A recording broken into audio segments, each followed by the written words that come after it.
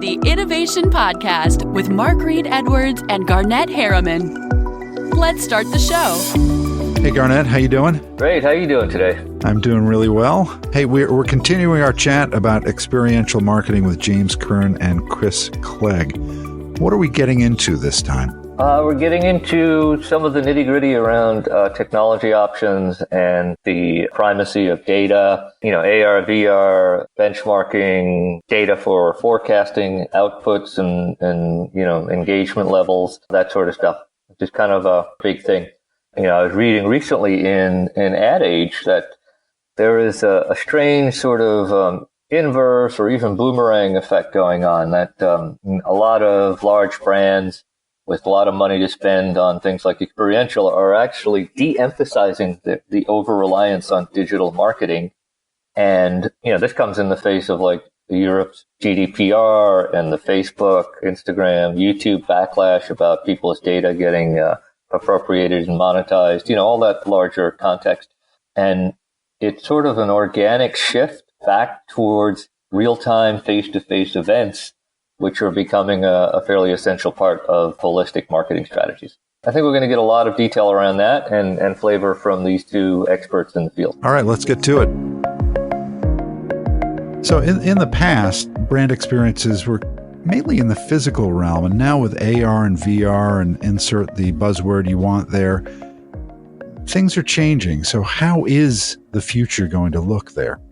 Well, James, that's your world. I would love to see the future and see where we're going to be. I mean, I'll be the first in line to get plugged in, but James, you probably have more opinion on that than I do.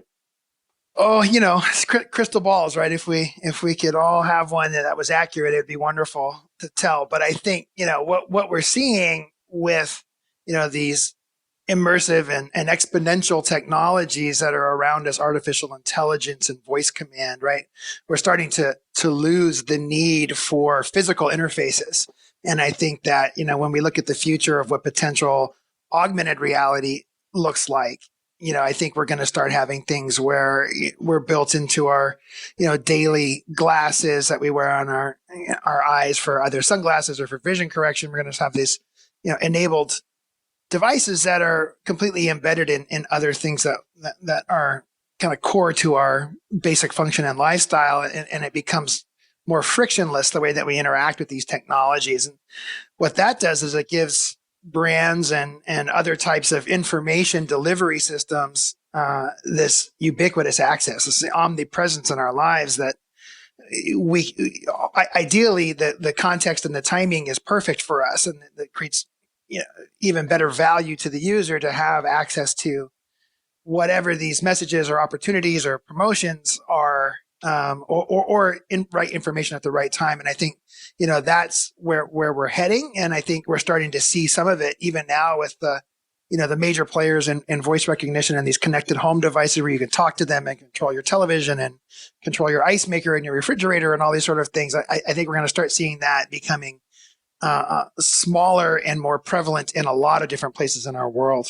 Yeah, it gets to that idea of reach too that you were talking about earlier, because digital as it stands today, independent of those things, it's very flat and cold and two-dimensional. And experiential is visceral. It's getting all those senses engaged. And when you start bringing that VR into the mix, you're starting to let the web and let the internet be the catalyst for more senses to be engaged and to be more visceral and an immersive experience, which I think is going to ultimately lead to greater reach. More marketers are going to be able to get the benefits of experiential to more people more efficiently, and those are going to start to become exciting options for brands. Garnet, what do you think? One of the businesses you have is an apparel business. How about AR and VR in that business? I want to make a quick end cap to both James's comment and Chris's comment. I think the dichotomy about physical in the past and now virtual or augmented or extended reality in the current and the future, that dichotomy is breaking down. I think Chris kind of hit it on the head with the word visceral. And then I'm also thinking of certain experiences James and I have had, like looking at new technologies together on the West Coast. And a funny sort of side story comes to mind wherein James and I were had donned the iconic headsets for this particular technology, and we were deep into the virtual world, and we were playing a very, very physical experience, and my back went out. Oh, no. Talk about a physical experience. So I'm assuming James won. James was such a gentleman about it. He went on to win the game, I think. Good. And then came back to see if I needed a stretcher. So, the visceral part that Chris was talking about, that's no joke.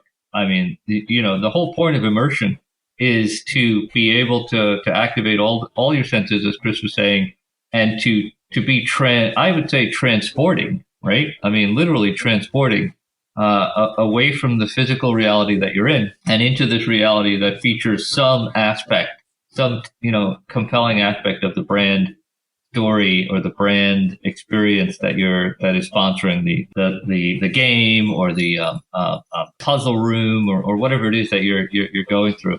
This whole notion of physical in the past and like virtual in the future, I think that dichotomy is like definitely sort of withering away very quickly.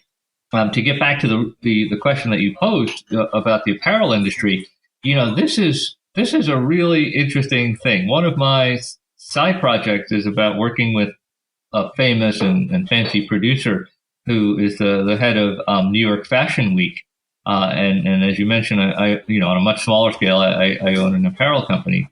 What we're seeing there is like complete and utter disruption on a large scale. Things like, being able to experience through AR and the information download systems that James was referring to earlier, being able to experience the entire supply chain about a garment in real time at a fashion show. And so, you can do a deep dive or whatever level of dive that you want to do immediately in the moment. Right.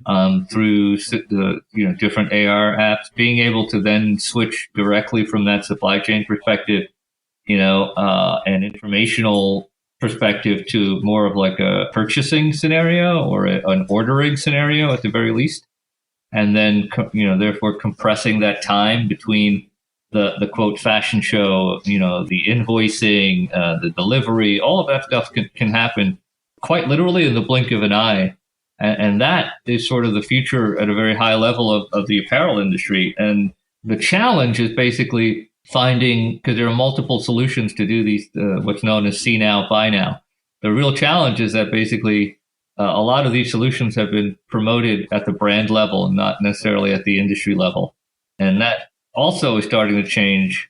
I noticed at the last New York Fashion Week extravaganza I was at that none other than SAP was tooling around trying to recruit brands and fashion show producers to their so-called fashion platform.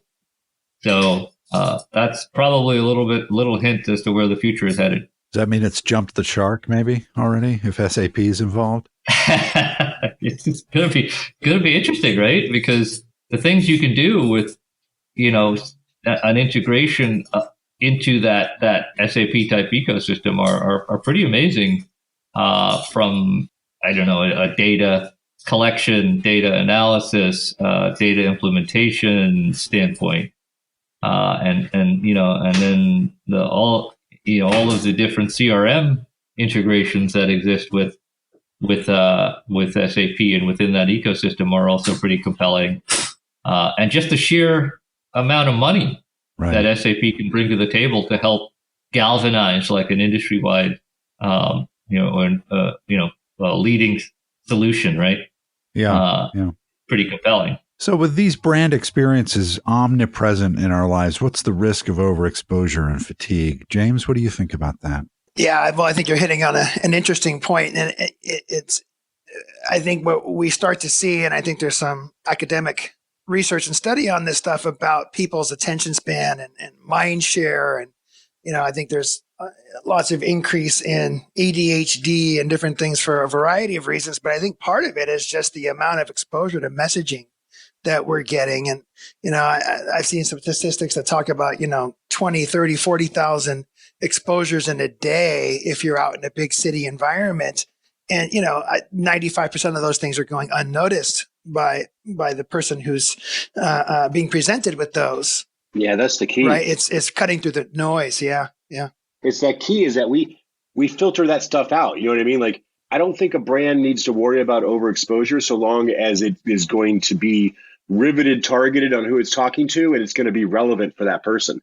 Because we're really good at ignoring the irrelevant information. It goes to that story that says, the furniture catalog that you get printed in the mail is a disaster for the environment, and it's junk mail, and you despise the producer of it.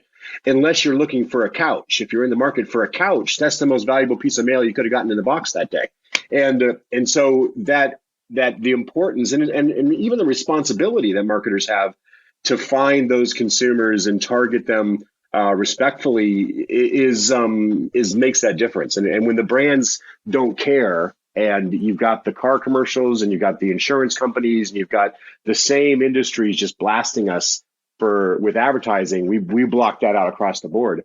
But when the brands are targeting, and when they're using the right data metrics, the right consumer targeting and messaging, then they're going to be relevant, and that's where I think the brands can deal with the issues or the risks of overexposure. So what I hear is personalization is the antidote to overexposure. For sure. Is that fair, Chris? Yeah. Well, relevance. Yeah. I mean, personalization certainly, and then relevance. Like we need to. There is certain information that I want to see right now, and the retargeting that I get online is very helpful. And there's certain information I no longer care about, and the retargeting is annoying. And so the personal is almost table stakes. It's got to be relevant now. It's beyond that.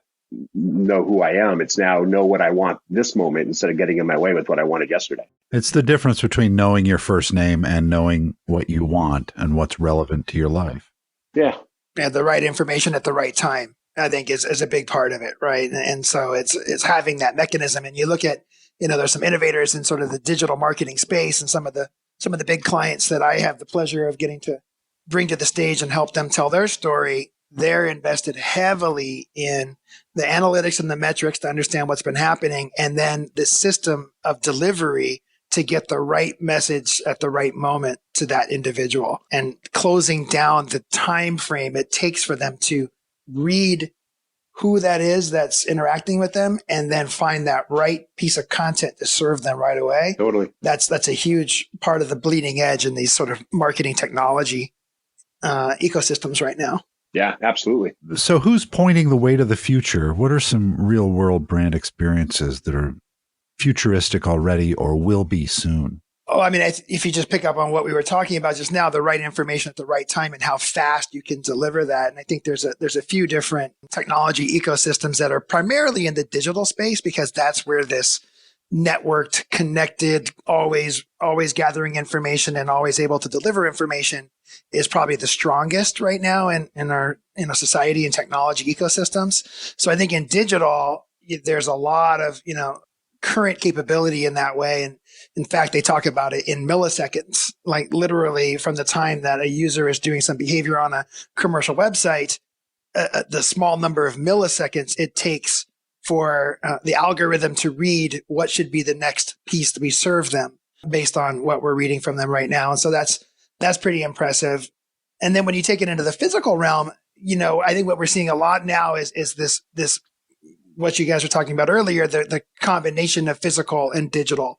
And as Garnet was mentioning, this boundary between physical and digital dissolving more rapidly. And I think you see that with gesture-based interfaces, and you see that with projection mapped large scale installations where people are standing completely immersed in a visual landscape that's being created by video projection, but it's so massive scale that they're getting immersed in that. And then there's the augmented reality layers where now we're being able to reach into the space in front of our device and control graphics and things where they don't actually physically exist, but on my screen, I can see my hand and I can see the button that's not in space back there. And when I hit that artificial button, it makes something happen. And so now you're really seeing the interface disappear or become integrated into basic human functionality, and devices start to become less important.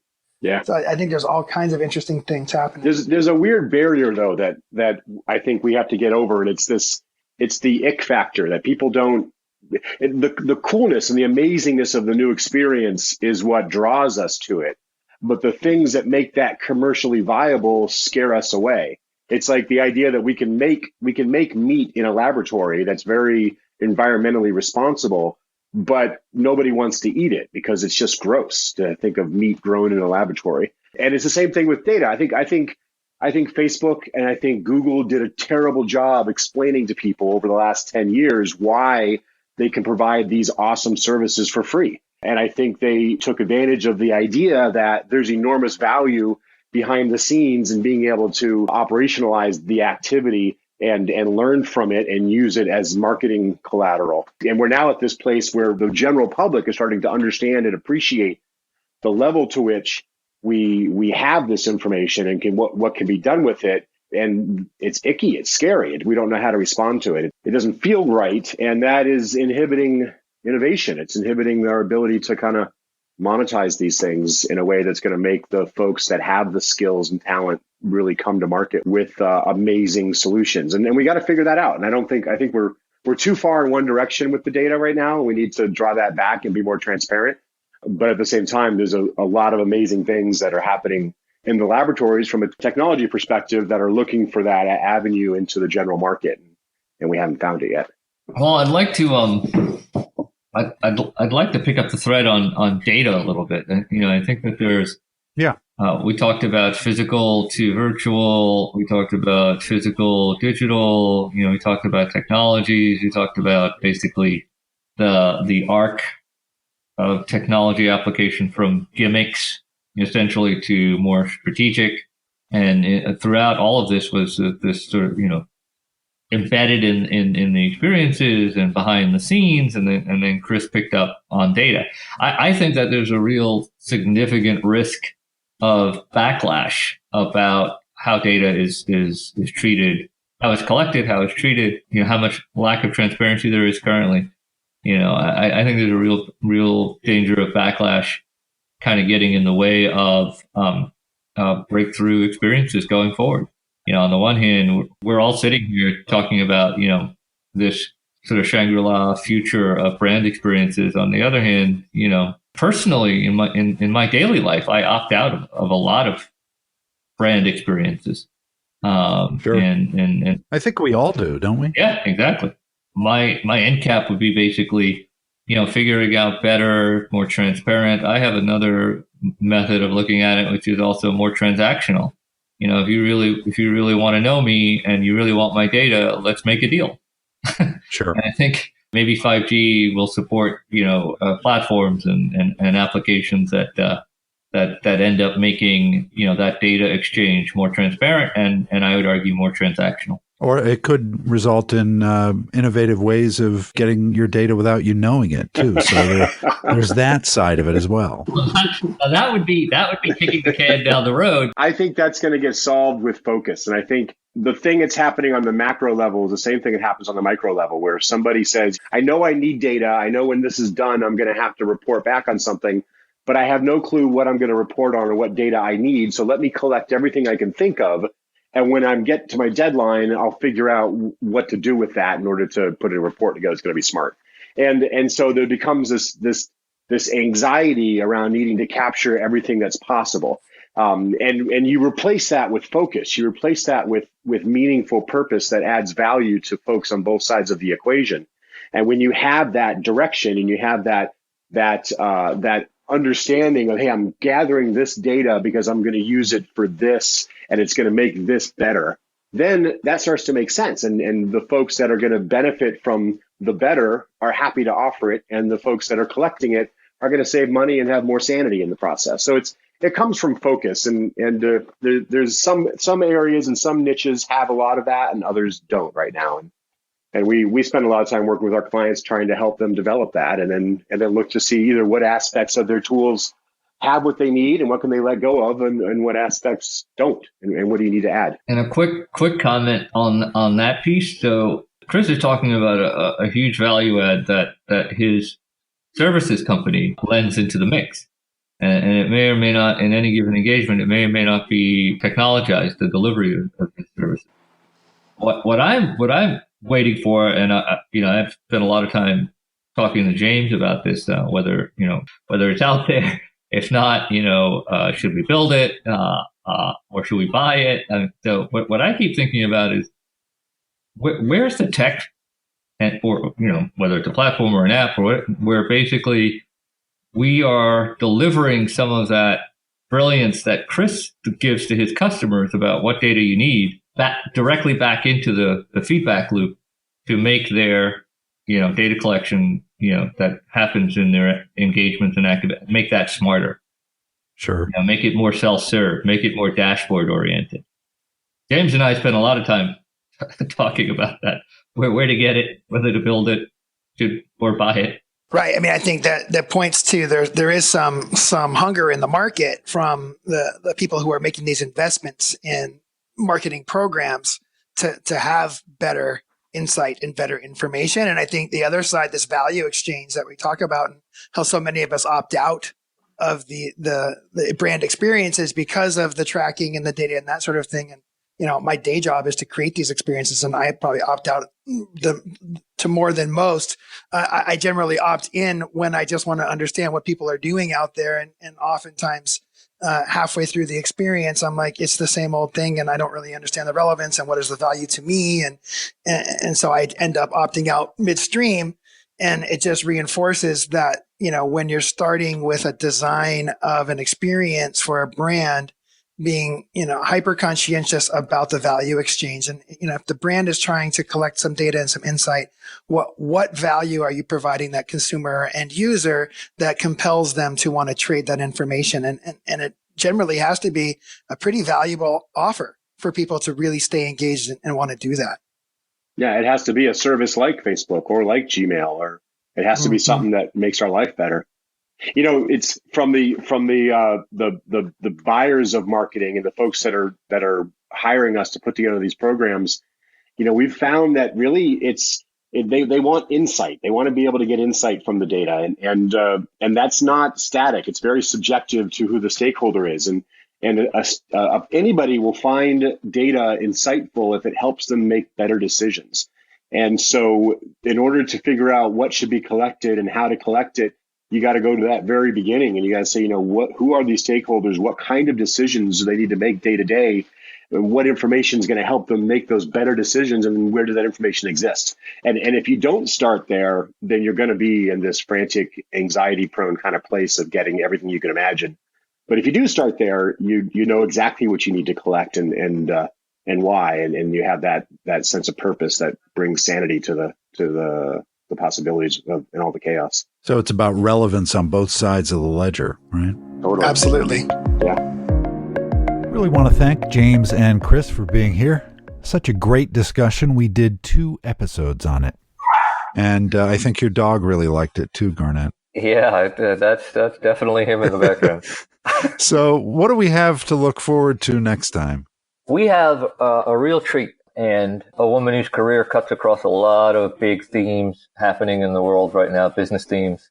Her name is Geraldine Clegg, and she's the CEO and founder of Anytownusa.com, which is essentially an e-commerce clearinghouse, a portal for products made in the USA. What an interesting concept in the age of Chinese manufacturing. So that's really cool. But really, the backstory on Geraldine has a lot to do with her bursting through the glass ceiling in a lot of ways in other parts of her career. She's a member of the board of directors of both Hanes, publicly traded company, and Welch's, a publicly traded company. So she's seen it all, done it all, and she's got a lot to say about things. Exciting stuff. Yeah, it sounds like a great episode. Really looking forward to that. And we'll see you all next time. Thanks, everyone. Thanks for joining Garnet and Mark on the Innovation Podcast. Visit innovationpodcast.co to subscribe and listen to other episodes.